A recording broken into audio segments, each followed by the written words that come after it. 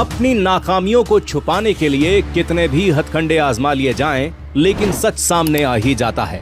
यही हुआ इंदिरा गांधी के साथ। कांग्रेस ने आयरन लेडी का नाम देकर इंदिरा गांधी की छवि गढ़ने की कोशिश की, लेकिन डॉक्टर राम मनोहर लोहिया जी ने इंदिरा गांधी को गूंगी गुड़िया की उपाधि ही दे डाली और आखिर में हुआ भी यही।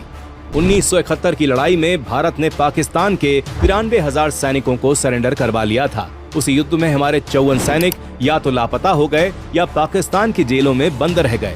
इंदिरा सरकार इन्हें कभी वापस नहीं ला सकी। क्या ये आयरन लेडी की मजबूरी थी?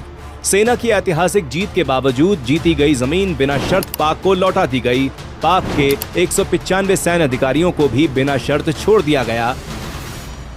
युद्ध के बाद दृढ़ता दिखाने के बजाय इंदिरा गांधी ने पाकिस्तान के प्रधानमंत्री जुल्फिकार अली भुट्टो के साथ शिमला समझौता कर लिया।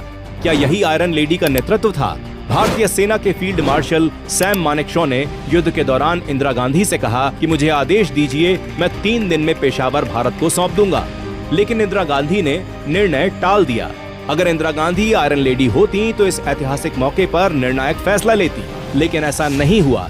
विदेश मंत्रालय के तत्कालीन डिप्टी सेक्रेटरी KN बख्शी ने समझौते को पढ़ने के बाद कहा, मैंने उसे पढ़ा और रो पड़ा।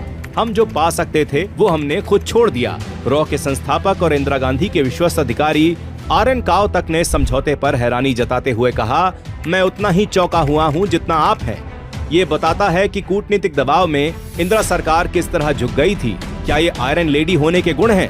हो सकता है इंदिरा गांधी को आयरन लेडी कहना कांग्रेस की मजबूरी रही हो, लेकिन इतिहास साक्षी है कि उनके फैसलों ने देश के गौरव, सैनिकों की गरिमा और भारत के लोगों की भावनाओं के साथ समझौता कर लिया। इसीलिए सेना के शौर्य पर सवाल उठाने वाली कांग्रेस और उनकी तथाकथित आयरन लेडी की सच्चाई का सामने आना जरूरी है, ताकि देर से सही लेकिन हम देश की आने वाली पीढ़ियों के साथ न्याय कर सकें।